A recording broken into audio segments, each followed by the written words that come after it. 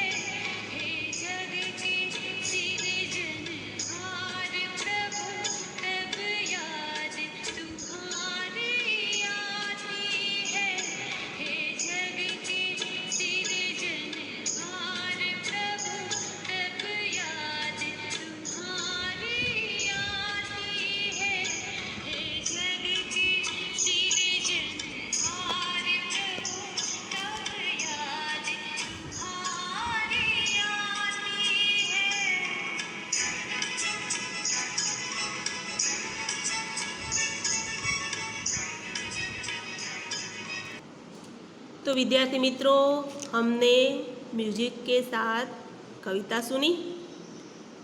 अब हम कवि परिचय लेते हैं। तो हमारे कवि हैं राम नरेश त्रिपाठी।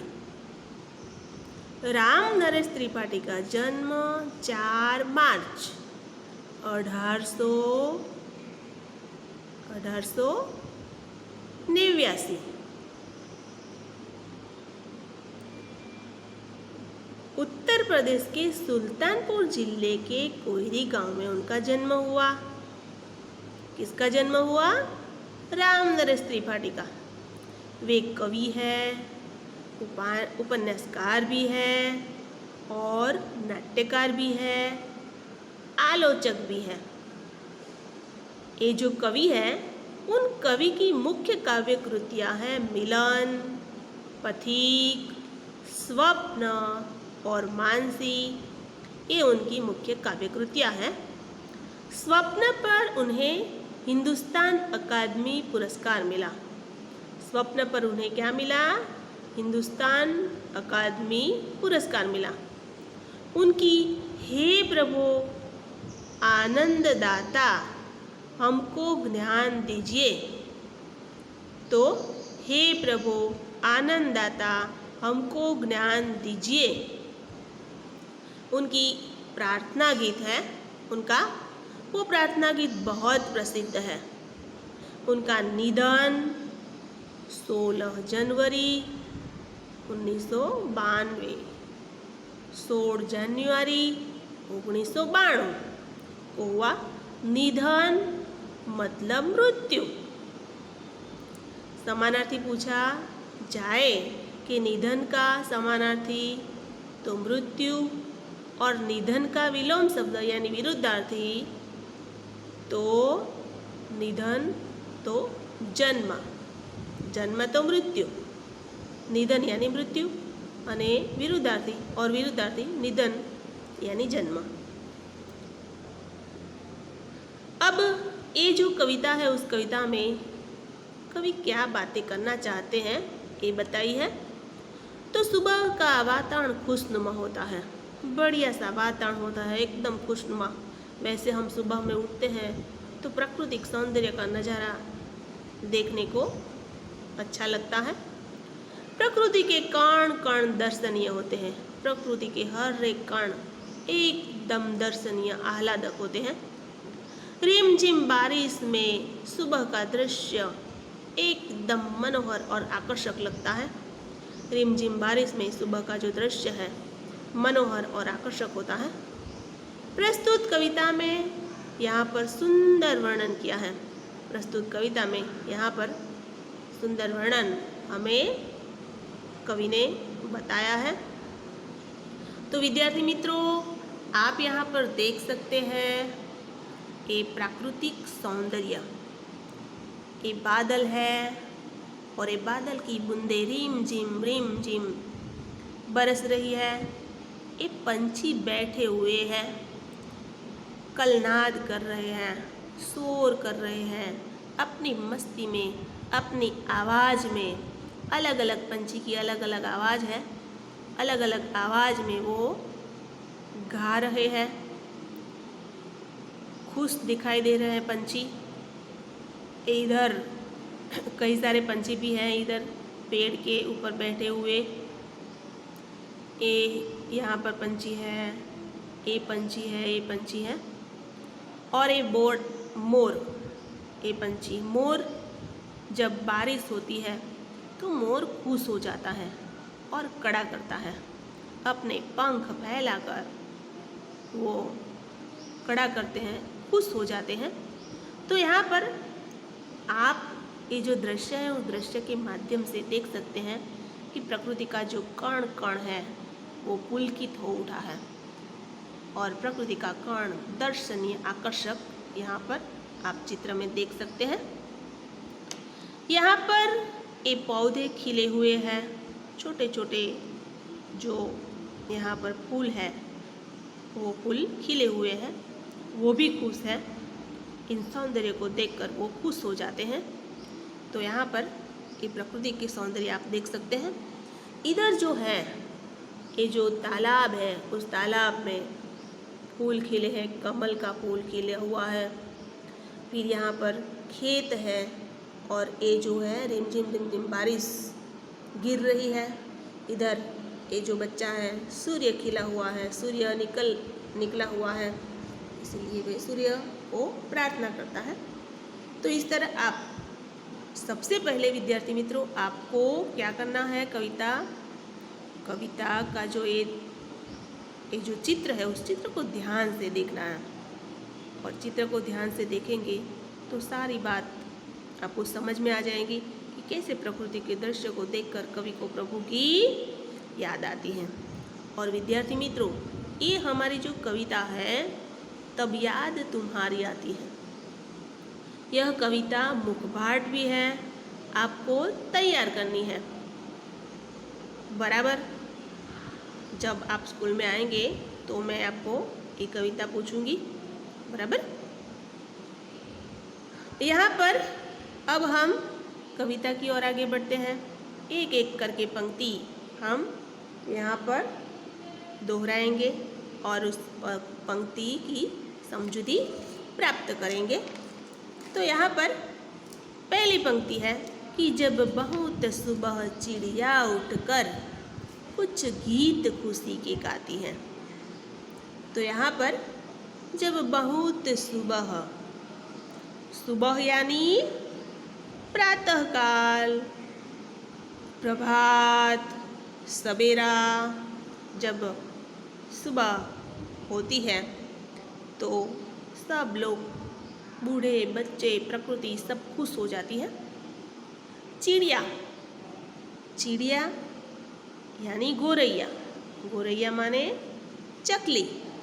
यहाँ पर चिड़िया खुश हो जाती है, उसका समानार्थी है पंछी, पक्षी, विहंग, खग, गोरैया, ये सारे चिड़िया के समानार्थी शब्द हैं।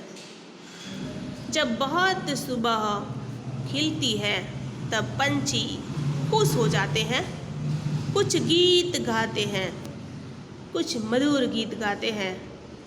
और ये जो पंछी खुश हो जाते हैं, साथ में ये जो कलियां हैं वो भी खुश हो जाती हैं। कली मतलब फूल खिलने से पहले की जो अवस्था है उसे कली कहते हैं। तो कलियां भी मानो पंखुड़ी रूपी दरवाजे को खोलकर दुनिया पर मुस्कुराती हैं, दुनिया पर हंसती हैं, दुनिया में वो सबका स्वागत करती हैं। दुनिया यानी विश्व, संसार। खुशबू की लहरें जब घर से बाहर आ दौड़ लगाती हैं। और ये जो फूल है वो फूल क्या करते हैं, खुशबू फैलाते हैं।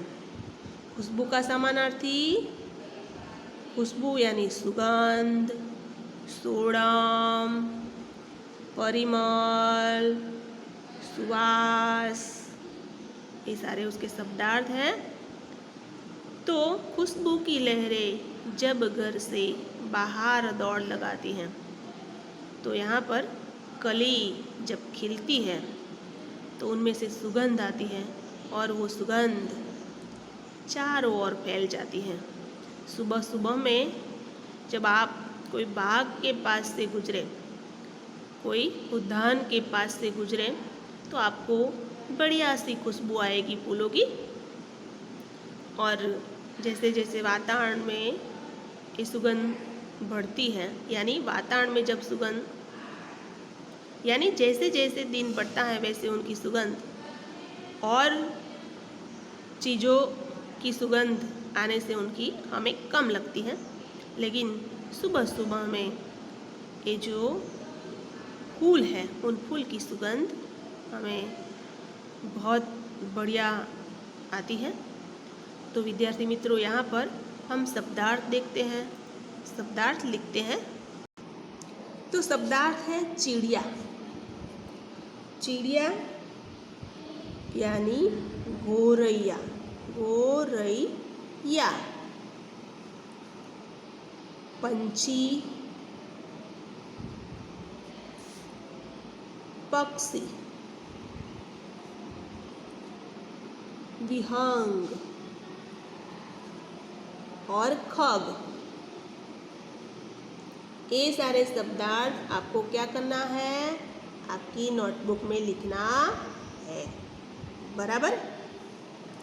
ये है चिड़िया के शब्द, चिड़िया के शब्द है। अब दूसरा शब्द है जब बहुत सुबह, सुबह, सुबह, सुबह मतलब प्रातःकाल, प्रभात, सवेरा, बराबर। अगर आपको सुबह शब्द का विरुद्धार्थी शब्द पूछा जाए तो सुबह तो श्याम, संध्या। सुबह तो रात नहीं लिखना, बराबर। सुबह का विरुद्धार्थी शब्द सुबह तो संध्या। अगर आप रात लिखेंगे तो वह गलत होगा। दिन है तो उसका विरुद्धार्थी शब्द रात होगी, लेकिन यहाँ पर सुबह है तो उसका विरोधी शब्द संध्या। अब अगला शब्द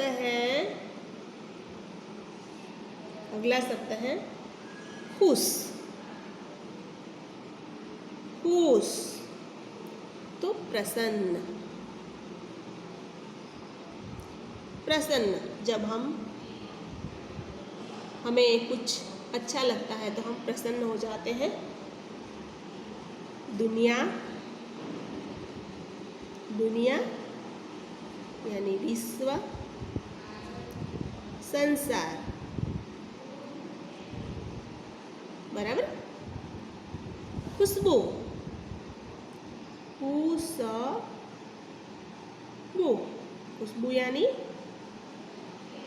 खुशबू यानी अच्छी सुवास, यानी सुगंध। खुशबू यानी सुगंध,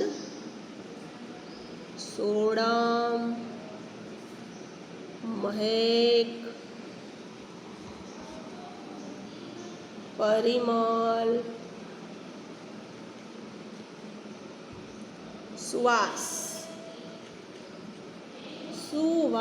सुंदर वास, जो हमें आपके नाक को अच्छी लगती है।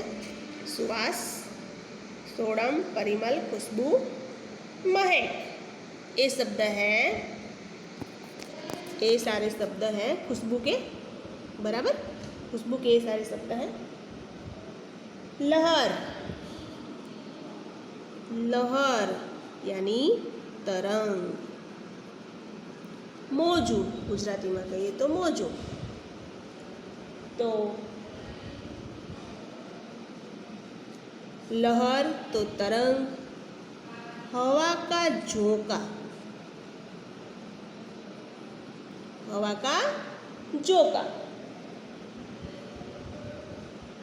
तो यहाँ पर ये सारे शब्दार्थ आपको अपनी नोटबुक में लिखना है, बराबर।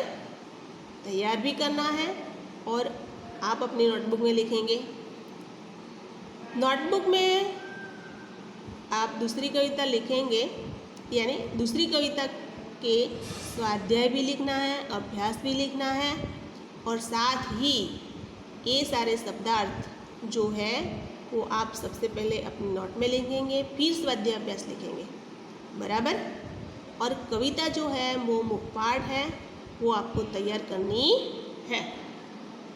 अब हम फिर से एक बार जितनी पंक्तियाँ हमने पढ़ी हैं उतनी पंक्ति को हम दोबारा आपको बता देते हैं।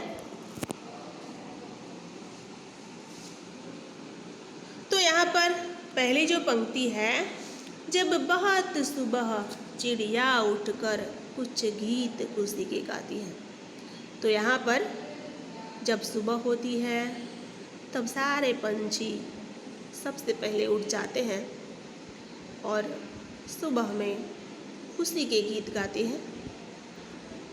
फिर जो एक कलिया है, वो कलिया भी अपने पंखुड़ी रूपी दरवाजे को खोलकर सारी दुनिया पर मुस्कुराती है, हंसती है, और अपनी जो खुशबू है उस खुशबू को चारों ओर फैला देती है, अपनी सुगंध चारों ओर फैला देती है।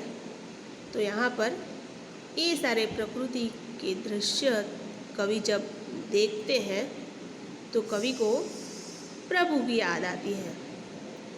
तो यहाँ पर प्रकृति के कण को देखकर, प्रकृति के वातावरण को देखकर, जब बारिश गिरती है, ये हरी हरी घास जब छा जाती है धरती पर, तब हमें प्रभु की याद आती है।